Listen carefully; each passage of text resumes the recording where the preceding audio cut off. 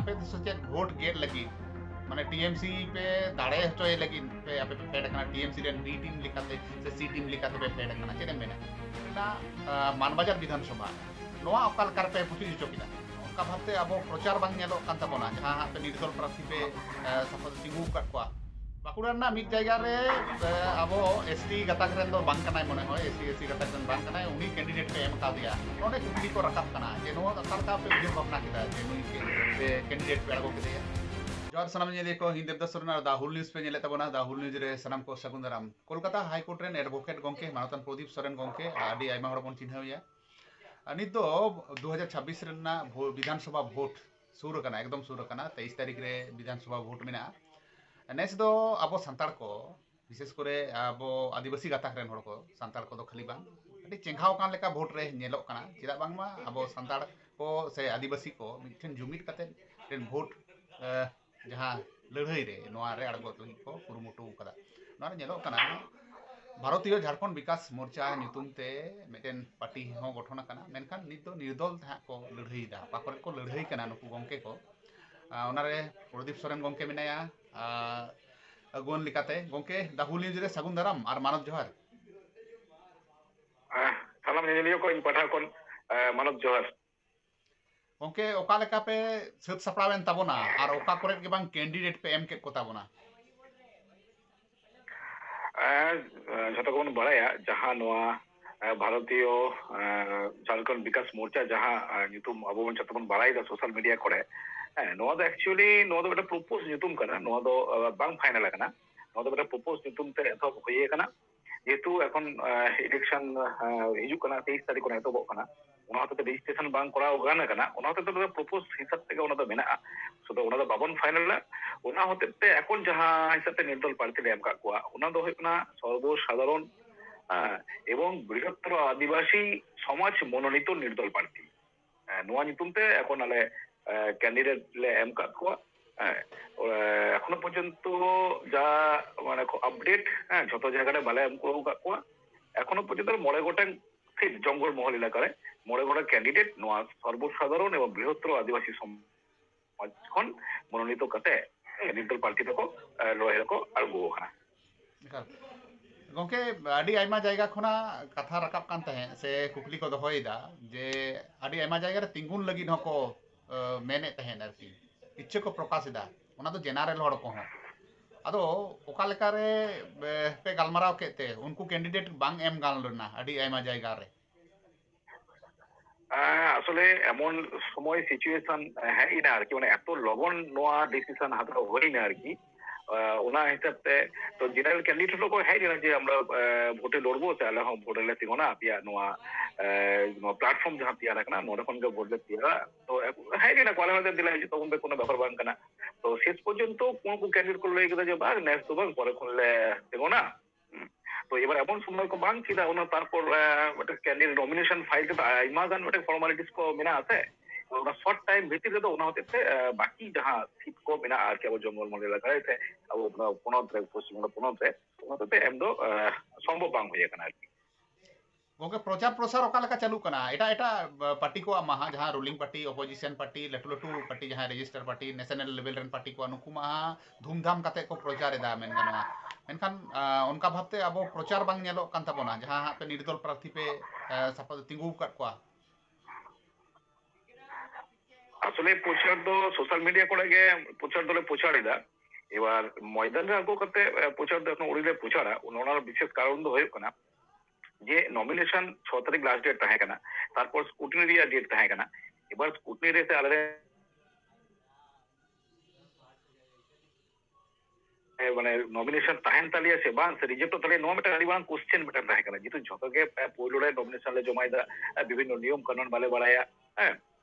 ওনা হতে আর কি যে সেরকম ময়দানের প্রচার বালে আরগো কানা তারপর যে না যে সিম্বল যাহা सिंबल या ব্যাপার তেহেন তাহে কানা তেহেন তিনটে और सिंबल ᱧᱟᱢ আকাদা আলেন ক্রেডিট को ᱧᱟᱢ আকাদা चे सिंबल ᱧᱟᱢᱤना हाँ सिम्बल आले दले गोटा लेदा जे माने जे मोड़ गोटा कैंडिडेट बन एम का कुआ अब जंगल में झतो गे मिदटांग सिम्बल हातारे बन चेष्टाया किंतु जाहे कोना सम्भव बांग होये काना जेमन आले बिनपुर और बलरामपुर पुरुलिया बलरामपुर जहां विधानसभा ओडे दो प्रियो ले ᱧᱟᱢ आकादा ᱟᱵᱚ ᱡᱟᱦᱟᱸ ᱟᱵᱚ ᱥᱟᱱᱛᱟᱲ ᱠᱚᱣᱟᱜ ᱡᱟᱦᱟᱸ ᱞᱟᱭᱼᱞᱟᱠᱪᱟᱨ ᱟᱵᱚ ᱡᱟᱦᱟᱸ ᱞᱟᱜᱟᱜ ᱛᱟᱵᱚᱱᱟ ᱛᱤᱨᱭᱳ ᱧᱟᱢ ᱟᱠᱟᱱᱟ ᱟᱨ ᱨᱟᱱᱤᱵᱟᱸᱫᱷ ᱠᱷᱚᱱ ᱫᱚ ᱧᱟᱢ ᱟᱠᱟᱱᱟ ᱟᱯᱮᱞ ᱟᱨ জয়পুর পুরুলিয়া ᱱᱚᱰᱮ ᱫᱚ ᱧᱟᱢ ᱟᱠᱟᱱᱟ ᱤᱴᱳ ᱟᱨᱠᱤ ᱡᱟᱦᱟᱸ ᱵᱨᱤᱠᱥ ᱟᱨᱠᱤ ᱦᱮᱸ ᱟᱨ ᱢᱤᱫᱴᱟᱝ ᱡᱟᱦᱟᱸ ᱚᱱᱟ ᱫᱚ ᱦᱩᱭᱩᱜ ᱠᱟᱱᱟ ᱵᱟᱸᱫᱩᱣᱟᱱ ᱚᱸᱰᱮ ᱫᱚᱞᱮ ᱧᱟᱢ ᱟᱠᱟᱫᱟ ᱯᱷᱩᱴᱵᱚᱞ ᱯᱞᱮᱭᱟᱨ ᱠᱤᱪᱷᱩ ᱠᱤᱪᱷᱩ ᱡᱟᱦᱟᱸ ᱠᱚ ᱵᱤᱫᱷᱟᱱ ᱥᱚᱵᱷᱟ ᱨᱮ ᱠᱷᱮᱛᱨᱚ ᱨᱮ ᱱᱚᱣᱟ ᱠᱚᱨᱮ ᱠᱷᱚᱡᱚᱜ ᱠᱟᱱ ᱛᱟᱦᱮᱸᱫ ᱠᱚ ᱟᱹᱫᱤᱵᱟᱹᱥᱤ ᱦᱚᱲ को ᱢᱚᱱᱮ ᱠᱟᱫ ᱛᱟᱦᱮᱸᱫ ᱠᱚ ᱥᱳᱥᱟᱞ ᱢᱤᱰᱤᱭᱟ ᱠᱚᱨᱮ ᱦᱚᱸ ᱚᱞ ᱵᱟᱲᱟᱜ ᱠᱟᱱ ᱛᱟᱦᱮᱸᱫ ᱡᱮ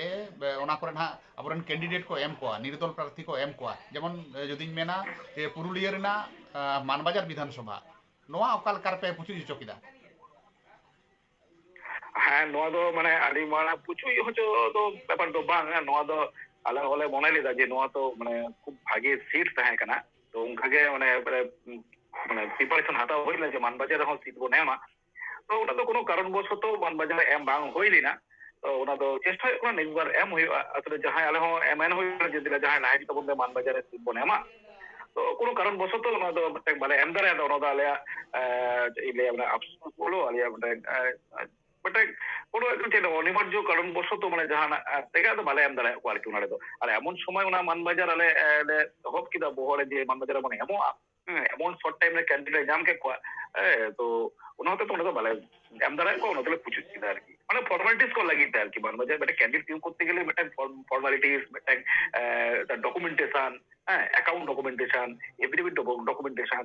যাহা কো দরকার আর কি ইলেকশন রে ও লাগিতে তো উনা কামি কো উনটুকু শর্ট টাইম রে ইম্পসিবল লে বুঝি কিদা আর কি উনা হতে মানবাজার তো বালাতে মরে না নড়ে তো কোনো আদার্স কোনো কারণ বানুয়া যে আলা ইচ্ছে করতে বালে তিঙ্গো কানা নংকান ভাবা ওঠে তো কোনো প্রশ্ন বাং কানা যে বাং মানবাজার ᱫᱚ ᱟᱲᱟᱜ ᱜᱤᱰᱤ ᱠᱟᱫᱟ ᱚᱱᱟ ᱫᱚ ᱢᱟᱱᱮ ᱟᱞᱮ ᱟᱯᱥᱳᱥ ᱟᱞᱮ ᱫᱩᱨᱵᱷᱟᱜᱽᱜᱚ ᱞᱮ ᱞᱟᱹᱭ ᱦᱩᱭᱩᱜᱼᱟ ᱡᱮ ᱢᱟᱱᱵᱟᱡᱟᱨ ᱨᱮ ᱠᱮᱱᱰᱤᱰᱮᱴ ᱵᱟᱞᱮ ᱮᱢ ᱫᱟᱲᱮᱭᱟᱜ ᱠᱚᱣᱟ ᱜᱚᱝᱠᱮ ᱩন্নয়ᱚᱱ ᱨᱮᱱᱟᱜ ᱠᱟᱛᱷᱟ ᱢᱟ ᱦᱟᱸᱜ ᱥᱟᱱᱟᱢ ᱦᱚᱲ ᱠᱚ ᱞᱟᱹᱭᱟ ᱥᱟᱱᱟᱢ ᱯᱟर्टी ᱜᱮᱠᱚ ᱞᱟᱹᱭᱟ ᱱᱩᱠᱩ ᱡᱟᱦᱟᱸ ᱦᱟᱸᱜ ᱟᱵᱚ ᱱᱤᱨᱫᱚᱞ ᱦᱤᱥᱟᱹᱵ ᱛᱮ ᱟᱯᱮ ᱯᱮ ᱛᱤᱸᱜᱩ ᱠᱮᱫ ᱠᱚᱫᱚ ᱱᱩᱠᱩ ᱪᱮᱫ ᱪᱮᱫ ᱯᱮ ᱠᱟᱹᱢᱤᱭᱟ ᱡᱩᱫᱤ ᱠᱚ ᱫᱟᱲᱮ ᱞᱮᱱᱠᱷᱟᱱ ᱪᱮᱫ ᱠᱚᱠᱚ ᱠᱟᱹᱢᱤᱭᱟᱠᱚ ᱱᱚᱣᱟ ᱯᱟর্টি ᱟᱞᱮ ᱡᱟᱦᱟᱸ ᱡᱮ 20টি দাবি আছে ᱡᱟᱦᱟᱸ ᱞᱮ ᱟᱬᱜᱚ ᱠᱟᱱᱟ তো মেইনলি ᱡᱟᱦᱟᱸ ᱟᱵᱚᱣᱟᱜ মেন দাবি তাবন আর কি হ্যাঁ আলে তো আলিয়া যেমন ইস্তাহার লে এম আকাদা না ইস্তাহার লে 20টি দাবি লে এম আকাদা তো ওরা বিশ্বাস যে আবরেন যাহাই ক্যান্ডিডেট মরে গোটে ক্যান্ডিডেট যে মেনা কোয়া যদি কো জিত কো লেনখান তো আলে যে না দাবি ᱱᱚᱣᱟ দাবি পুরোপুরি লে কামিয়া যদি হো বালে দালে খান যাহাই গে সরকার রে হ্যাঁ চনি তো উনি লে মিতায়া যে আলিয়া ᱱᱚᱣᱟ দাবি তো ᱱᱚᱣᱟ দাবি ko ape manao hoye tapia adi সরকার যাহাই সরকার গে হ্যাঁ চনি উনি নজর লে এম দাড়ায়া যে আলিয়া ᱱᱚᱣᱟ দাবি ko তাহেন তালিয়া তো কাটি ᱱᱚᱣᱟ দাবি ko ape ᱱᱚᱣᱟ ᱡᱟᱦᱟᱸ সমস্যা যে দাবি ᱱᱚᱣᱟ ᱠᱚᱞᱮ ᱯᱩᱨᱚᱱ ᱛᱟᱞᱮᱯᱮ ता फेक सर्टिफिकेट अब आदिवासी को एसटी को दो ñeᱞᱚᱜ ᱠᱟᱱᱟ फेक सर्टिफिकेट अड़ी मारांग मिटन प्रॉब्लम कना ओना साथ साथ जल जंगल जमी रेना प्रॉब्लम मा मिना के अदो नोआ को की मेनली आपे पे साब रकाबा केटे सही ते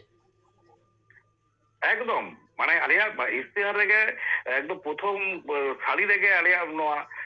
ফেক এসটি জল জঙ্গল জমিন হ্যাঁ তারপর নয় শিক্ষার অধিকার যাহাটা হ্যাঁ নোয়া গে মেন ইস্যু সাউতে আইমা ইস্যু তো মেনা আইমা সমস্যা প্রবলেম কো মেনা তাবনা হ্যাঁ সানাম কো আতে গে আলে মানে নোয়া চেষ্টা আলে যদি আলে হিজুক খান হ্যাঁ যাহাই সরকার গে হিজুক খানে অন্য দাবি কো যেন পূরণ তালে মা নোয়া গে আলিয়া আসতালে अच्छा प्रचार रे तीस कोन ताले पे अड़गोन कान ताबना बाबा सिद्धू कान्हू तकिना मुठन मेना तकिना ओंडे सिद्धू कान्हूआ जंगा पोड़ायनी रे थुम दाड़े हताव कते माला को चाल कते साउते बाबा अम्बेडकर मूर्ति रे माला को चाल कते मारांग बुरु जाहेर आयो जहां धर्म गोसाई को उनकुआ थुम दाड़े आशीष हताव कते आले रविवार खनले आले माने फुल दमरे को चले आरो ओइना होते जे सानाम नोह नेहर तहाइना सानाम यूट्यूबर को से जहां न्यूज रिपोर्टर को जे खातरा रविवार 12 तारीख जन सानाम को सेटर बन तहन সেদিন আরে জন সর্বসাধারণ বৃহত্তর আদিবাসী সমাজ পাঠাকন আলে পুচাললে এবং মারাং বুরু জাহেরায়ু সিধু কানু তারপর থুমদাড়ে আসিস হাতাও কতে सोशल मीडिया रे ñeᱞᱚᱜ ᱠᱟᱱᱟ ᱟᱭᱢᱟ ᱨᱚᱠᱚᱢ ᱠᱩᱠᱞᱤ आरकी आपे तो चेत वोट गेट लगी माने टीएमसी पे दाड़े हचोय लगी पे आपे पे फेड कना टीएमसी रेन बी टीम लिखाते से सी टीम लिखाते पे फेड कना चेदे मेना পলিটিক্যাল মিটিং এমন একটা জিনিস কানা ওনা তো মানুষ মানে প্রত্যেক সানাম মানমিয়া গে আয়া চিন্তা ভাবনা রিয়া মানে আয়া বক্তব্য পেশ দেওয়া জায়গা তো বিনা তাই গিয়া ওনা তো বিভিন্ন হর বিভিন্ন রকম রাজনীতিক তো কোনো লেয়া ওনা তো বাড়াই গিয়া যে রাজনীতি তো একটা এমন একটা জিনিস কানা যে ᱡᱟᱦᱟᱸᱴᱟᱜ ᱵᱟᱝ ᱥᱟᱹᱨᱤ ᱚᱱᱟ ᱦᱚᱸᱠᱚ ᱞᱟᱹᱭᱟ, ᱡᱟᱦᱟᱸᱴᱟᱜ